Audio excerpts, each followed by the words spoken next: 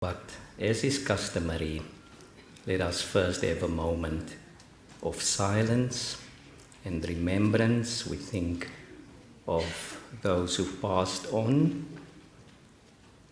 in the ranks of students especially, staff, alumni, and dear ones of our colleagues and our students.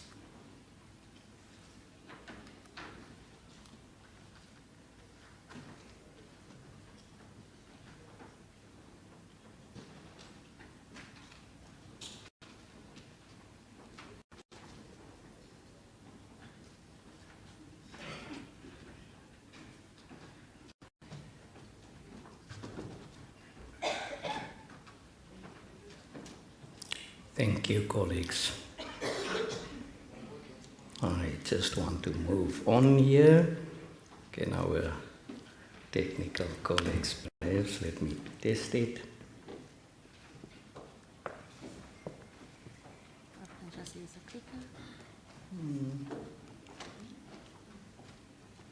It's not moving on.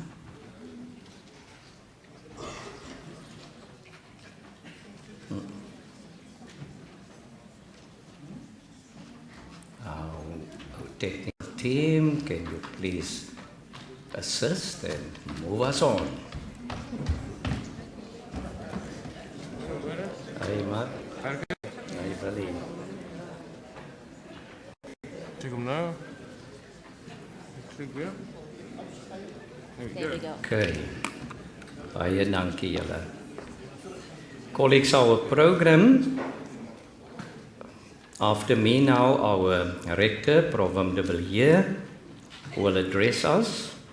Thereafter, colleague Jaapie Kotze will speak to us on staff benefits. And then Dr. Ronel Retief will speak about the new academic attire. And then the rector will lead us in the session where we engage with you. We'll respond to 3 questions that were sent beforehand. The rector will deal with the 2 of those, and colleague Jaapie with the one on the starting date of 2nd of January as commencement of the new work year. So there's also, for those of you on other campuses, you can send questions to ecoms@sun.ac.za.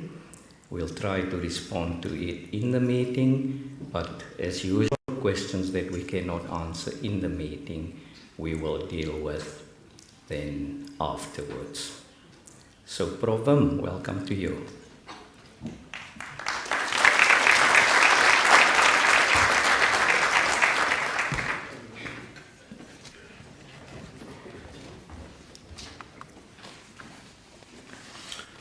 Good afternoon, colleagues. It's important that we move on. We have to be able to move on. So let's see if we're able to do that. Yes. So welcome to the last staff assembly of 2024 and of my tenure.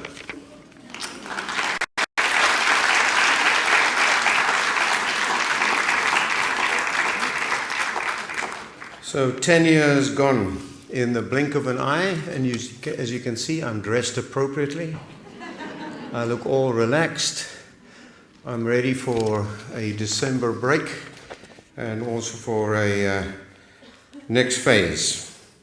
So let me start with a few messages of congratulations. So first to Professor Daresh Ramjugannath, who is our Rector Designate, on his appointment as Vice President of ASAF. Now, ASAF is the Academy of Science of South Africa. So well done, Daresh, for achieving this. It's a very important body in our country, and also shows our university's commitment to being a research-intensive university on the continent. So well done with that.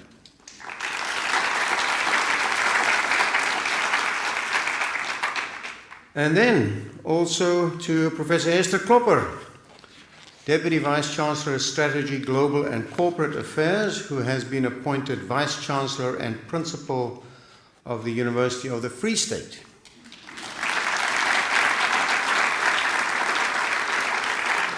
So we wish her every success in this very exciting new venture. She will be taking up that position on the 1st of February next year.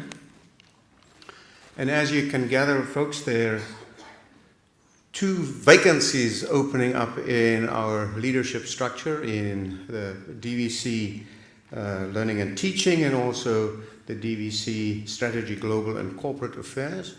So there will be some necessary reorganization that will certainly be taken care of and will be highlighted by Professor Ramjugarnath in due course. But be assured this will be so designed and will be so organized and communicated that it will lead to a better functioning of our rectorate and of the university as a whole. So let me give a few remarks on the 2024 academic year. So last year, the theme was making headway amidst strong headwinds. And I think one can certainly say that again for this year. But all in all, I can say as far as the academic year is concerned, or as far as the academic project is concerned, I've been told by my arts and social sciences colleagues that I should not use the word project. It's the academic imperative, otherwise it sounds too commoditized. Is that right, Professor Gous? Good, okay.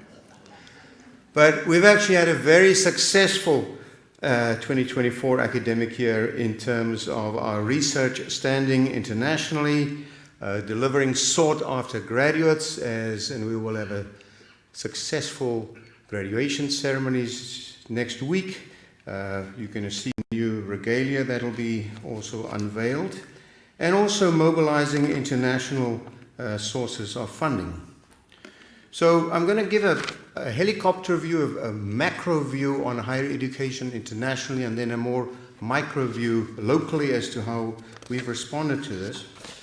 And the macro view really became apparent at a recent conference at Times Higher Education in Manchester early in October, with the theme Purpose of Universities in a Rapidly Changing World, and then also at a conference of Universities South Africa at Pretoria, with the theme The Future of Universities. And then there was also a strategy session of USAF, University South Africa, last week, which reflected on the same theme, Future of Universities, but using a university design imperative or frame or lens that was facilitated by colleagues from Arizona State University. But there are 3 overall important determinants of success going into the future, and I'm going to touch on these very briefly. It's relevance, it's future sustainability, and it's partnership and interdisciplinarity. And I believe we're well positioned in all of these. So these are the macro things that all higher education institutions need to be aware of as they're going forward. So let's first talk about relevance. So what we do at the university, is it relevant? It's balancing global relevance with locally meaningful education. Curricula that integrate capability with employability. These graduates that we will cap next week, how well suited are they to being employable? And I'll give you some encouraging data on that later on. And then the second and third one is universities as socio-economic responsive agents. And I think that's particularly important for our place on the continent. We are located, and our mission is and vision is in and for Africa, in service of society. The African continent is 1.3 billion people. And also the third one there is sustainability-focused value chains. Now, if you only remember this slide, apart from the budget slide, which I'll show later on, from this presentation, I think this is a cool slide because it shows the size of Africa and the land mass of Africa and how deceptive the usual projection, the Mercator projection, can be. So this is the Africa and its true land mass, and as you can see there, Africa contains the entire China, the entire United States. At the top there, part of Africa is Western Europe. Then you have to the right there in the Horn of Africa, you have India, and you also have Eastern Europe, and the island of Madagascar covers both the entire United Kingdom as well as Ireland. So it's a massive, massive continent. Africa is not one country, and it certainly doesn't only have one set of challenges or one set of opportunities, but I believe we have as a university here at Stellenbosch in South Africa, in the Western Cape, we have a unique role also to play and to add to the continent. And then the second one is, what about financial sustainability? That fear-inspiring word, and fear. Last year we had a tough budget that we had to navigate, but it is the reality that of the increasing cost of higher education and shrinking government subsidies that do not keep up with inflation. That is a tough reality. We have to do more with less.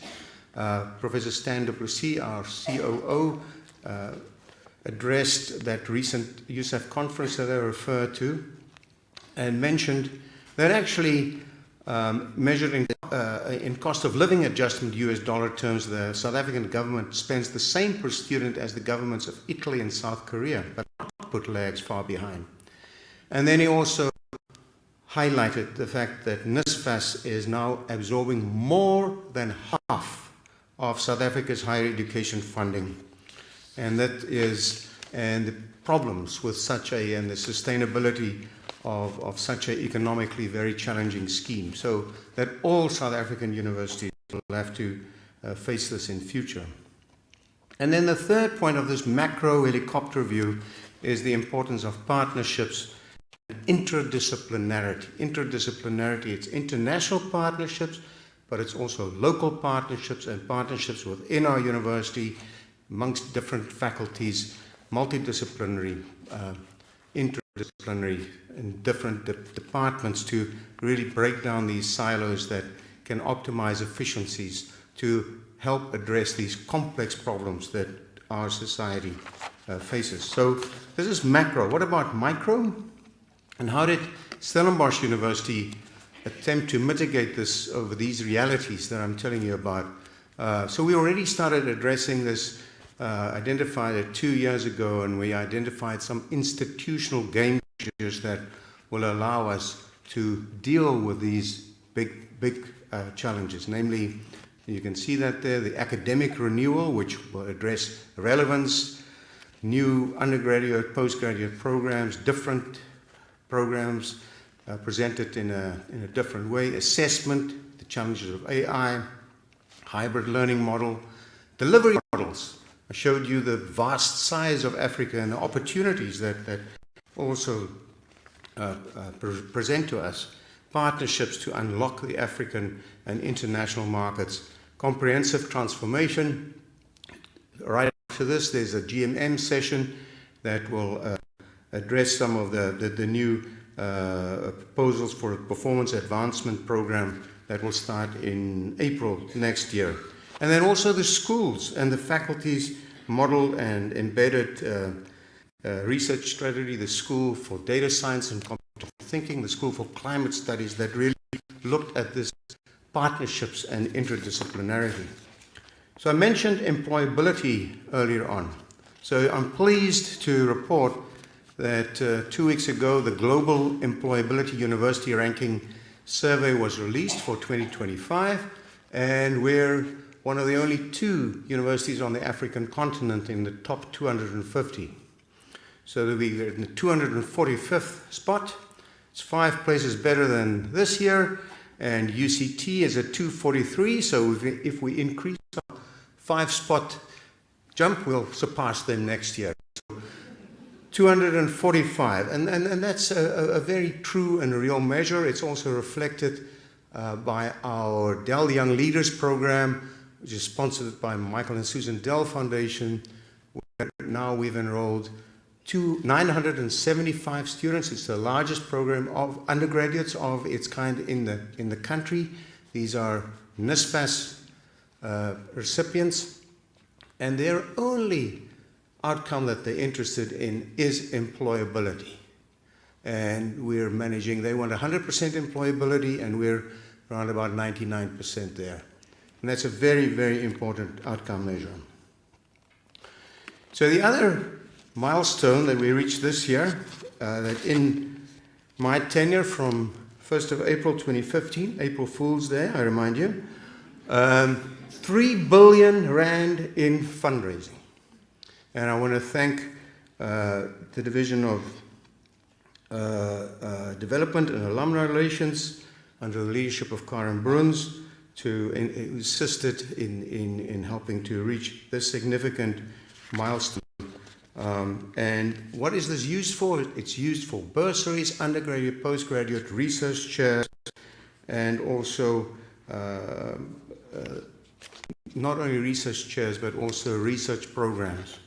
So, and this is what's needed when we go forth, given the financial sustainability issue that I've discussed earlier on. So the fourth income stream, the fourth revenue stream is going to become increasingly important over the next few years. And these are the donations or philanthropy that we've garnered through this year, through the end of October, 352 million, 353 million, and Karen and her team, they've promised me that we're going to get to 400 by the end of December. So I'm going to hold them to that. So I've spoken about some of the things that I've emphasized during my tenure, which would be research, it's philanthropy, but it is certainly international networks and partnerships. And you see some networks and partnerships that we're involved with our partner university. There's another one that was added recently, which is Utopia. And this plays a very important part in assisting exchanges, not only of staff and students, under and postgraduate, but also in helping us to leverage possible funding.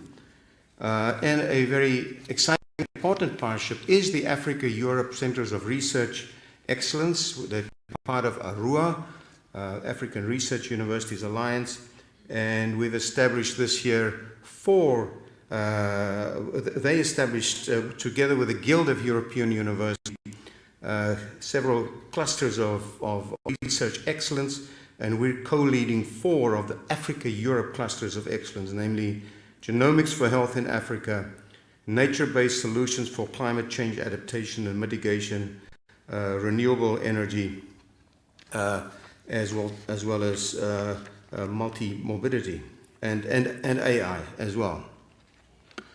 A wonderful highlight this year is, of course, being able to celebrate the wonderful achievement of Professor Phumla Gabor-Madikizela as a Templeton Prize winner, the equivalent of a Nobel Prize, if not better, because it pays more, the award is bigger. So, and especially grateful to her for donating 8 million rand to the university of this prize money to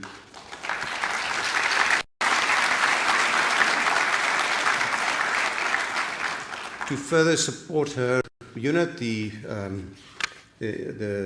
Center for the Study of the Afterlife of Violence and the Reparative Quest. And then, of course, Professor Tulio de Oliveira at the CERI, Center for Epidemic Response and Innovation, really been recognized internationally in the work at the BMRI, the Biomedical Research Institute. I heard the last 2 days that CERI received notice that they'd been granted $9 million from the MasterCard Foundation to further train up to 150, 160 genomic research fellows from Africa. So congratulations to Professor de Oliveira. And then, of course, the highly successful Nobel in Africa Symposium series on the right there. And that featured cardiovascular medicine in October this year at STIAS, brought a number of Nobel laureates here. And next year we will do literature, and the year after that is the Peace Prize, and then the cycle will start again. So I think STIAS is also an extremely important part of our fabric. Then I think this was a very important development this year, or second half of this year, is hosting the first Africa-Europe Clusters of Research Excellence Conference. More than 250 researchers joined us in developing these clusters that I'd referred earlier, these centers of research excellence. So this is a hub and spoke type model, not only on the African continent, but also in Europe, with those with the research intensive universities ranging from Groningen, Oslo, Tübingen, Bologna, Warwick, King's College London, Glasgow, all over Europe. We have excellent links with all of them. So that's internationalization, it's research, it's fundraising. What about our students? So are we a going business, a going concern? And we are, very much so. As of the 20th of November 2024, you can see there at the left there is the undergraduate applications. So in the maroon is the 2024 intake, and for the 2025 intake we have almost 90,000 applicants, and we also more than 20,000 postgraduate applicants. And this is for 5,700 spots that are available in the first year. We really going to, Ronel has again, the registrar, has again reassured me this year that we are not going to, or as much as possible, not going to over-enroll to the same extent as we did last year. We have 3 faculty, where we over-enrolled by more than, overshot our target by 1,200 because of engineering, economics and management science, as well as natural sciences, but we hope to be as close as possible to the 5,700 or so. We have some bets in the rectorate as to how that's going to go down. But we're around about at about, we think we'll be at about 5,800, 5,900 or so. So we've got a good group, an excellent group of applicants, and they really, it's fantastic human capital. And this is the postgraduate program applications. I mentioned the number, and it's a very robust group that's applied, and that we will be able to welcome to our campus. Okay, now the slide that you've been waiting for. Boom, boom, boom, boom. Okay, at its meeting on Monday, Council approved the 2025 budget. And that is that student fees will increase by 5%. There will be an increase of 7% in accommodation fees, and a salary increase from the 1st of January at 6.6%.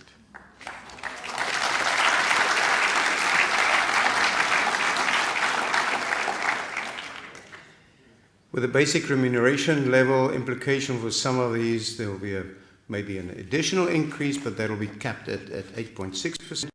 And as per usual, the performance marks for 2022 and 2023 will be used to calculate the migration of BRL.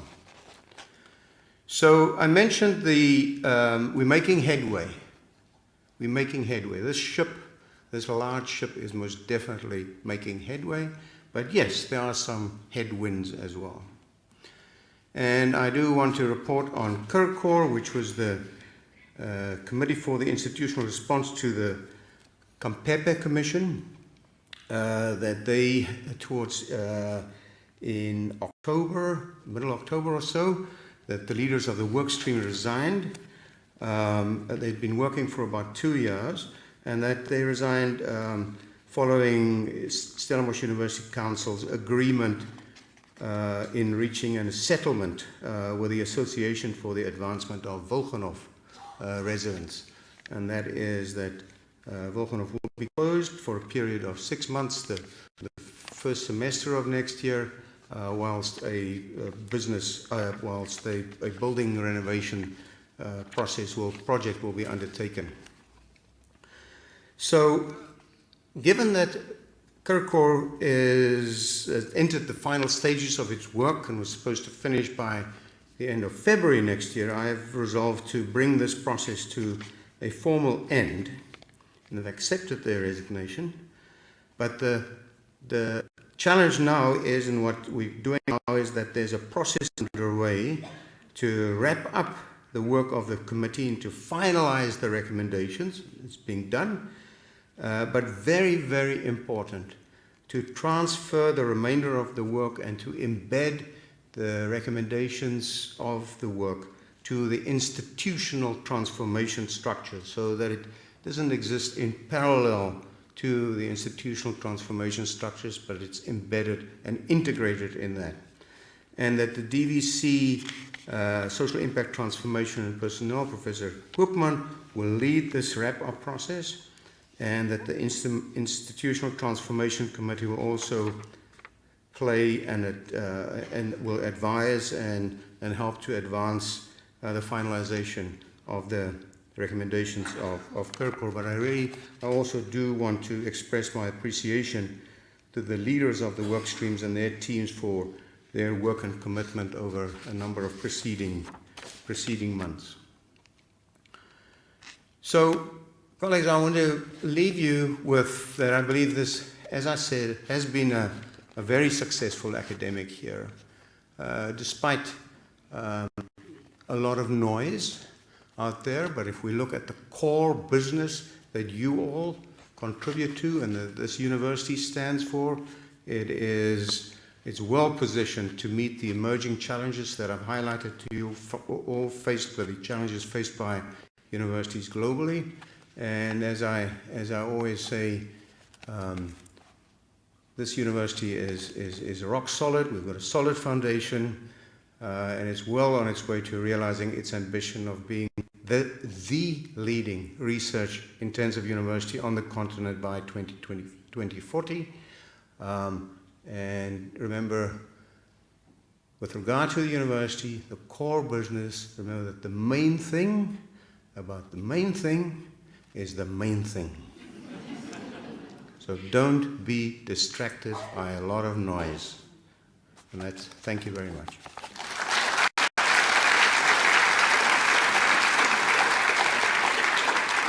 I'm now going to ask Japie Kotze to do the customary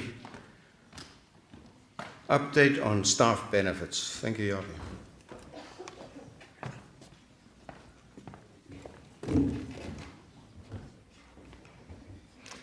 Good afternoon, colleagues, and thank you, management, that I can stand and deliver some good news for a change.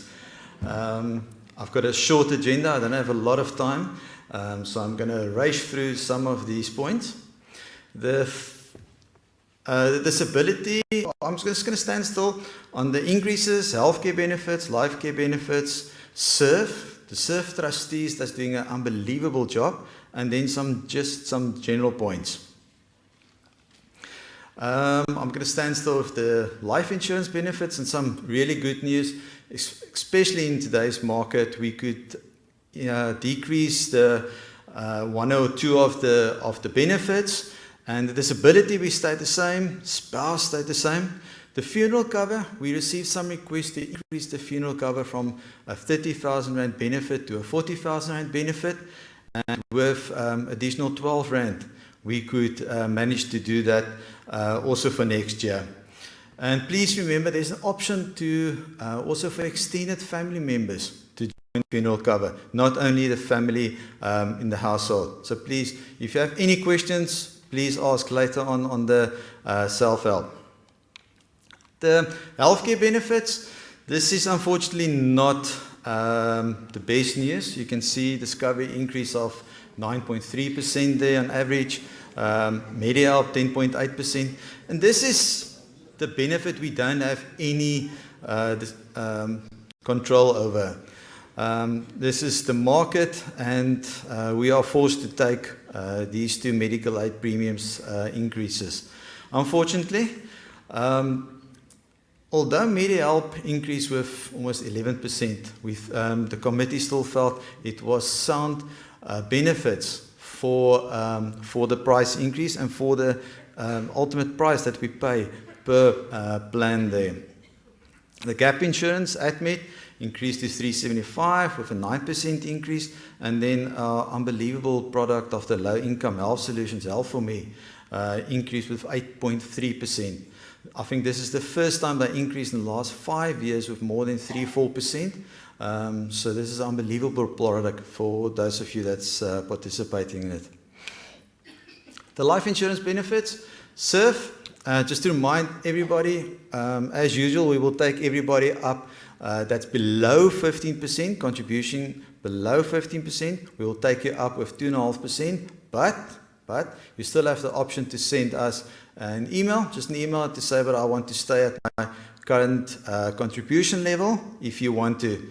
But if you can contribute more, it's always the best to do that. The spouse and child is the one benefit that we could decrease with 5%.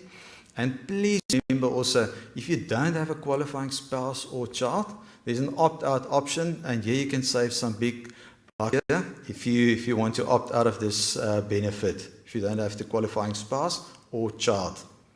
Group life, stay the same as for 2024, but please remember also, some of you took your insurance level from 5 times cover down to a 3 or 1 time cover. If you're going to, at the beginning of 25, we'll revert everybody back to a 5 times cover, but you've got an option to just send us an email again to ask, take me back to 3 times or 1 time. The reason we're doing that is there could be changes in your lifestyle, maybe a marriage, children that came, and you need this benefit to be enhanced. If you don't, you can still revert back to the 1 or the 3 times cover, the flexible cover that we offer there. Then the increases for 25, Provim already stole the thunder there, but you can see the factors that we looked in the Directorate, Finance Committee, all the way through to Council when we decide on salary increases for the following year. And which is one of the most important one is the affordability, sustainability of the university. And due to a very strict, harsh 24, I think from there we moved on, and there was a lot of funds released. We all received the 2% additionally in this year, and we could manage to increase for next year a general increase of 6.6%.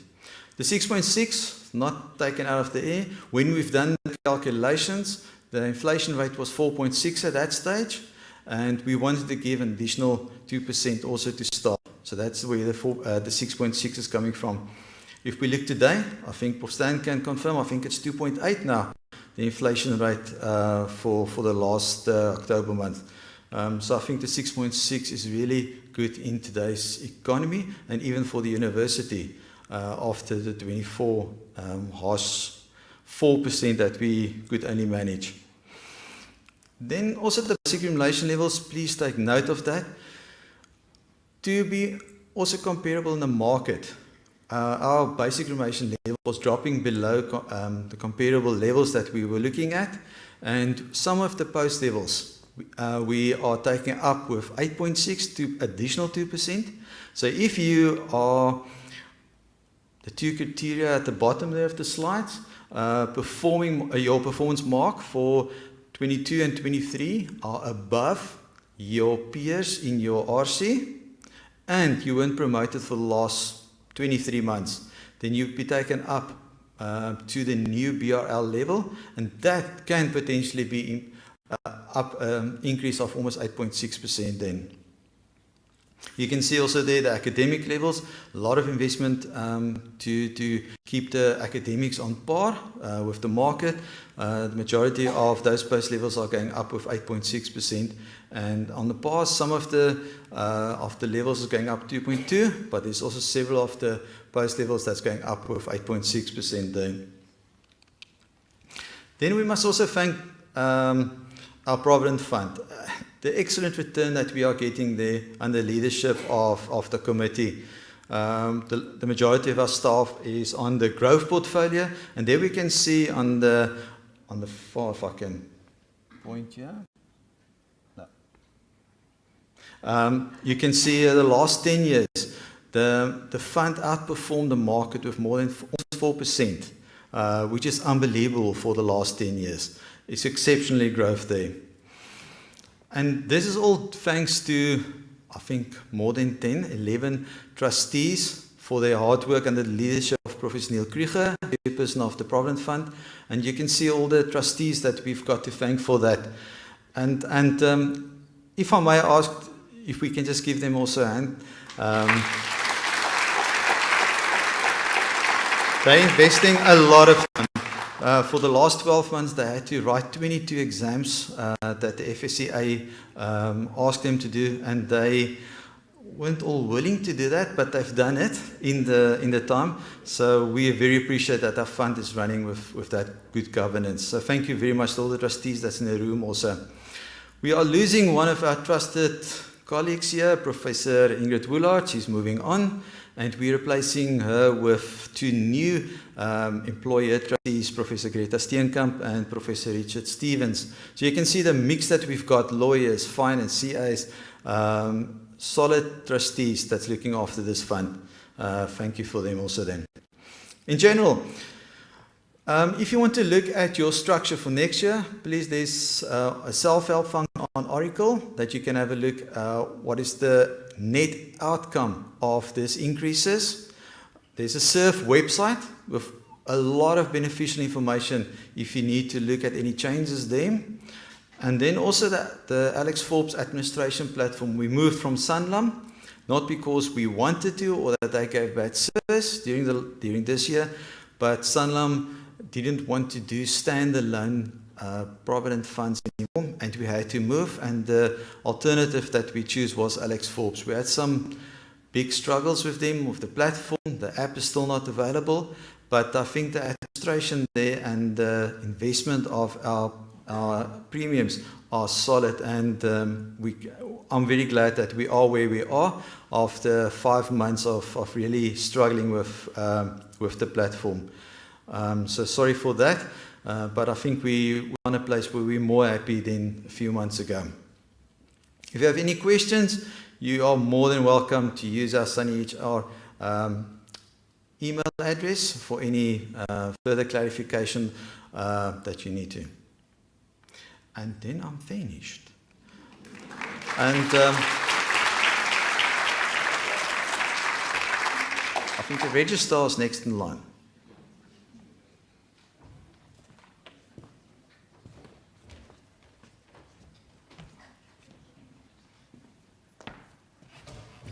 Good afternoon, colleagues. I am thrilled to stand here and not talk about some student. I will be talking about our new academic attire, and I will be brief because there's a very nice video that will tell you the story. So we're very excited to introduce Stellenbosch University's new academic attire, reflecting our transformation journey and our evolving identity. The new attire will be unveiled at next week's graduation ceremonies. And all of you can tune in via the live streaming link on the website if you want to have a glimpse at what will happen there. A heartfelt thank you to everyone who played a role in bringing this vision to life. You will see in the video there was quite a vast participation from community members, from faculties, and then of course the vision that really drove the branding part of this was our corporate communication and marketing division, and also in collaboration with our transformation office, visual redress, and you will see Leslie van Rooy also speaking in the video. So with that, it says play the video, so I hope that will work. How do I play the...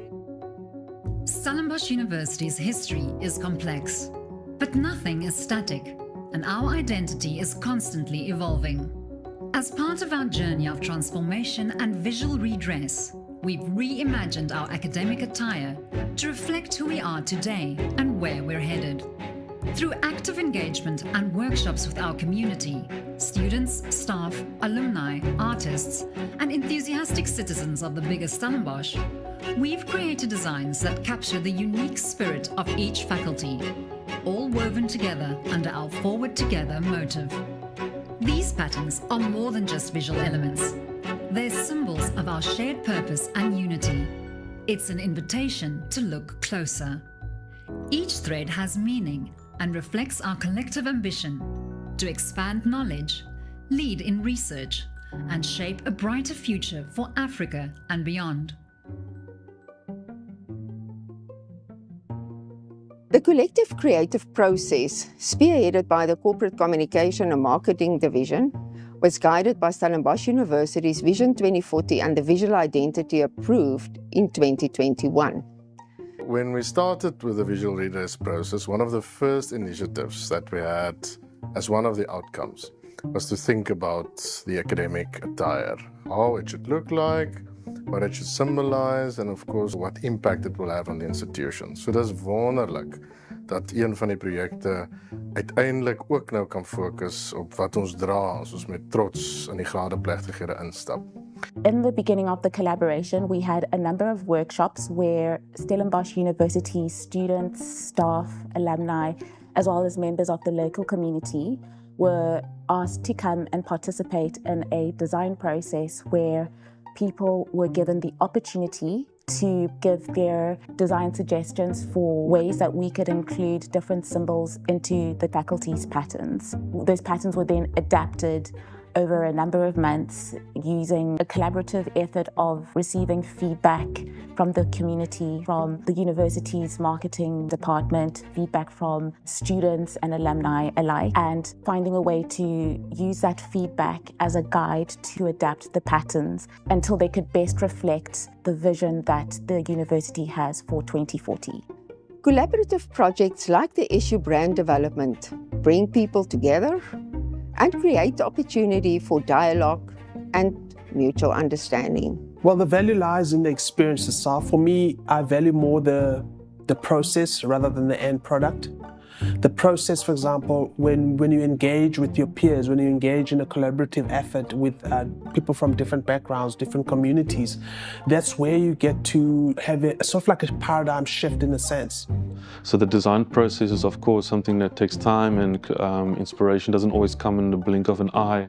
So it was important to use your intuition and discover patterns in your mind or in your thoughts and put them down on paper to have them hopefully selected for the final patterns. The inspiration comes from the fact that this is an institution that tries to transform not only in words but through action, and the fact that I could represent a community or a society that has been part of this institution for many years, and to be a voice of the voiceless, which is the local people. For visual readers, two things are important. One, of course, the process, and this is extremely valued in this process. That is that a variety of stakeholders can participate, can think with us, can co-develop, etc. And then, of course, secondly, that it has an impact. And in this case, that it shares something of who we are as an institution, our diversity, our stories, our links with society, the impact that we have as an institution, etc. And I think it culminates excellently in what we have as the university's new academic attire.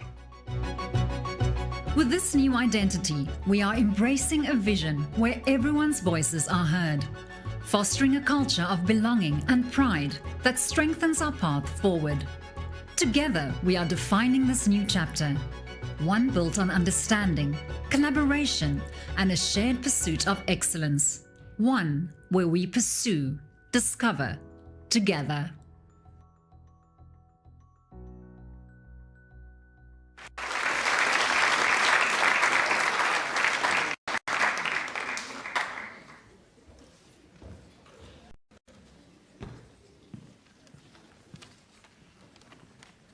Thank you very much. That was pretty cool.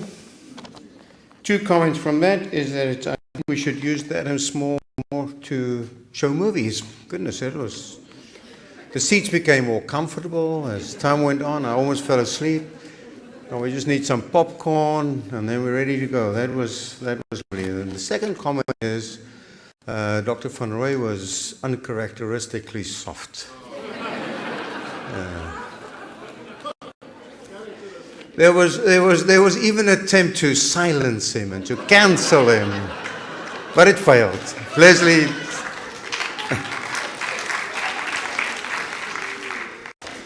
Okay, colleagues, we have a couple of minutes left for questions and answers. The registrar thought that she was going to escape without talking about so we have, as you well know, two major change management systems, the implementation of that SunFin, that has really matured very significantly over the past year, and then Sun Student, that is not matured to a similar extent. So we had a question on Sun Student, and I'm going to ask the registrar to address that.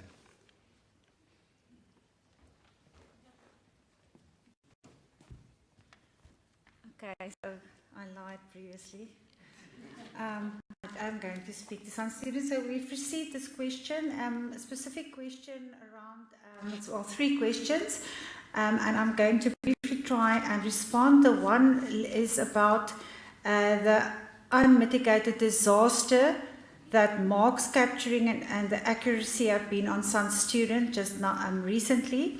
So first of all, let me say that the majority of the marks came in on time and were duly processed. So a huge thank you to all the faculties and departments who really stuck to the deadlines. Everybody who attended the training, I think we trained more than 400 people on the new system. So I checked in with the team, and we are really grateful for that collaboration. It went very well. It went better than we expected. And that has to do with the fact that it is really the last 4 capabilities has been rolled out for the first time now. So it's indeed not a mature system. It is really in its infancy still. There were problems, however, and it played out in specific ways and also in specific environments to a larger extent than in others. And I'm going to share some of the issues with you, but I will also report back in detail to the faculties on what the symptoms that were experienced, but also the root causes. So in terms of most of the marks capturing issues that we experienced related to errors that were made in registration already. And you will know that the underlying data, if the registration data is incorrect, everything else, the student accounts, the exams, the class list, the module list, all of that is incorrect. And so for the second semester, there were still registration errors linked to the second semester modules that then influenced the mark capturing experience. Other issues related to financial holds that were on some of the student records, which meant that even though marks were published by the department, students couldn't see their marks on the portal, and there was an audit done. The holds that were there that shouldn't have been there was lifted, and that resolved many of those issues. And then we had setup challenges, so some of the curriculum and assessment schemes, and you will appreciate that for every module, there's a different assessment scheme. Some of those have been set up incorrectly. So it's not an inherent system issue, but a setup issue. And if that's corrected, it will go better going forward. And that also then caused problems with the marks.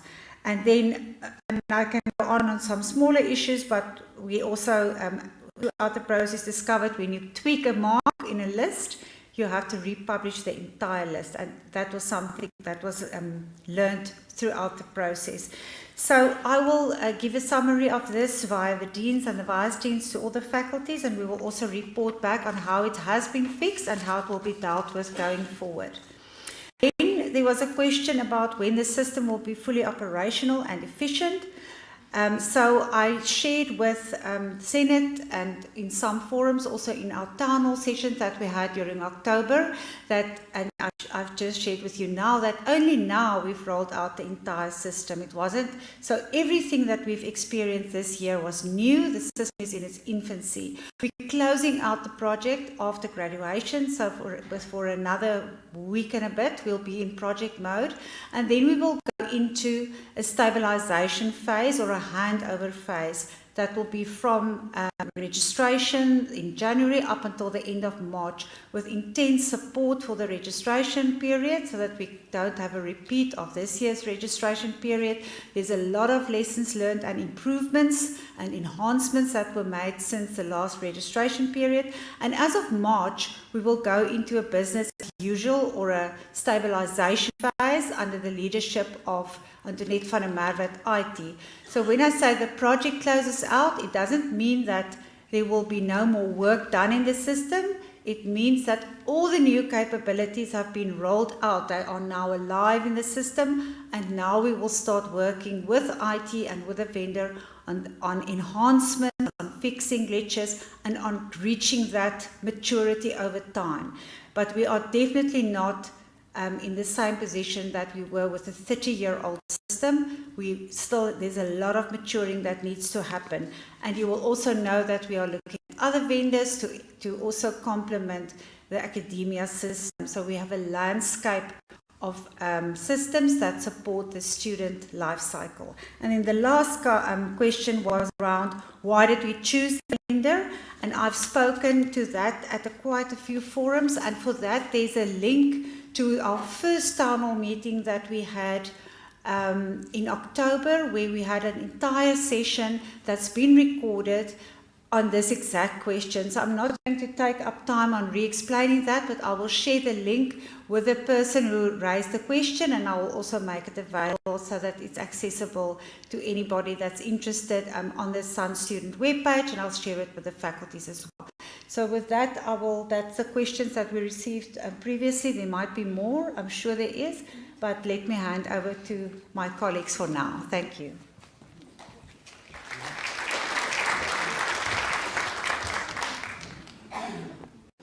Any more Sun student questions? Okay, there's one question in the...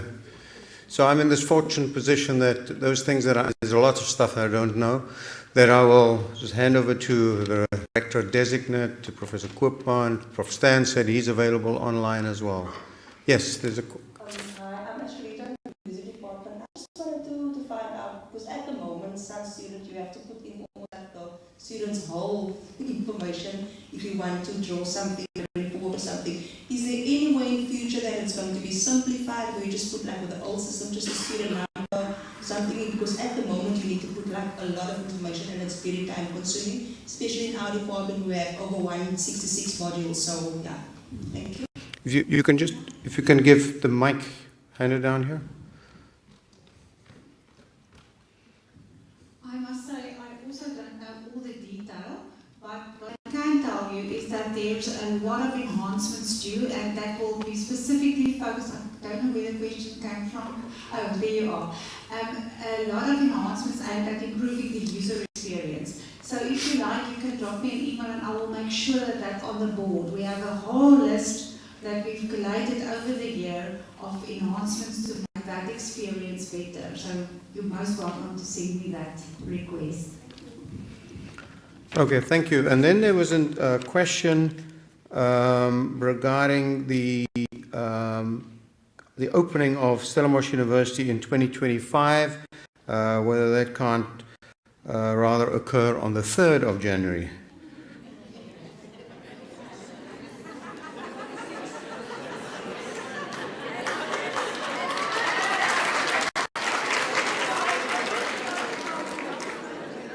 I suppose that's after New Year's Day and Tweede Nuwe Jaar and so on.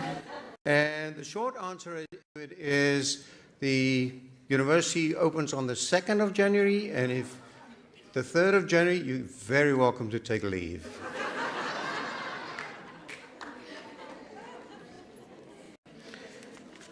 But I don't. It is a serious question, because I think some of our colleagues need additional time for travel purposes. So that also needs to be considered in that context, especially from out of province. Colleagues, then there was a question in broad that I wanted to make a few remarks on, and that is on the Krichler report and this past Monday's council meeting. And questions that, or a question that arose as a result of that. So I would just want to make some remarks on that.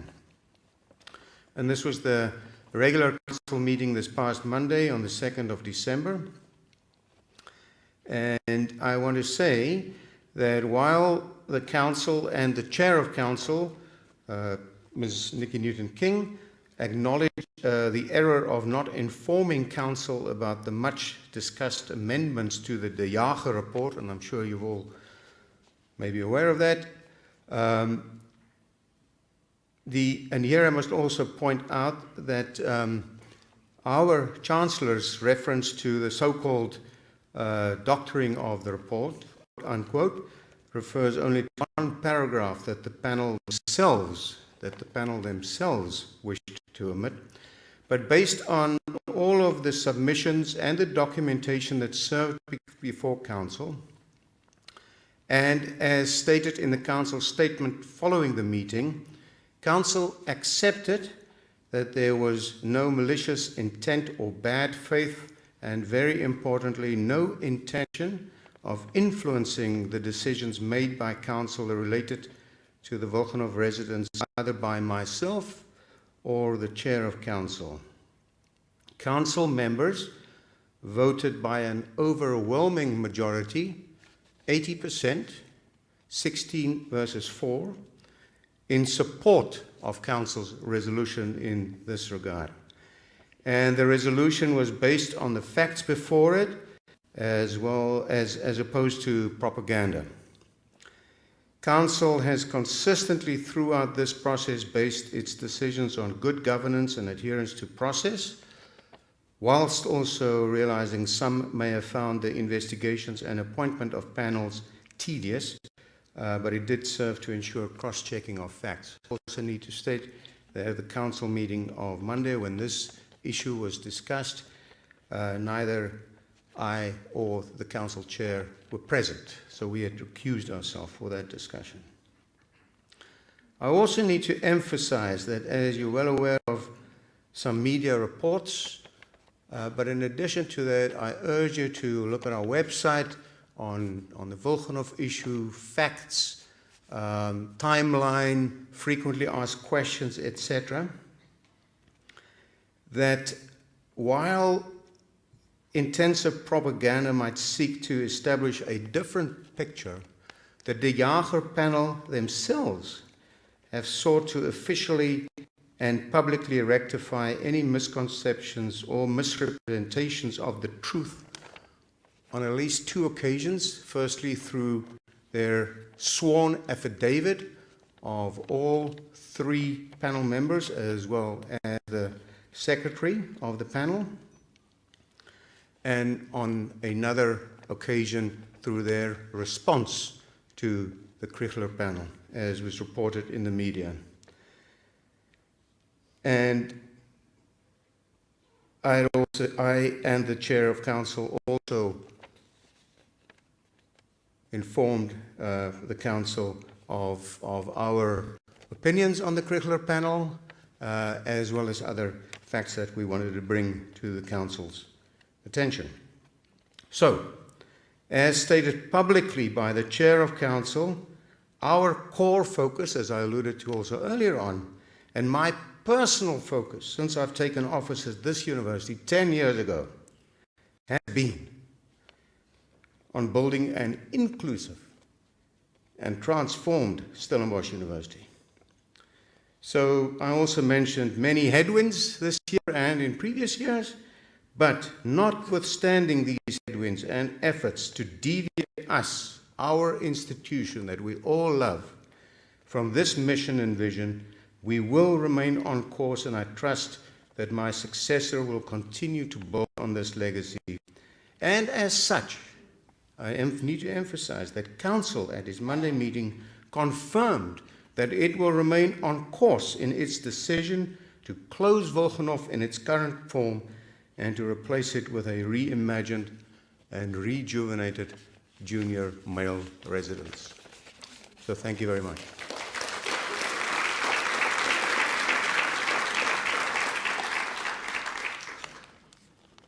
Colleagues, a boxed lunch awaits you.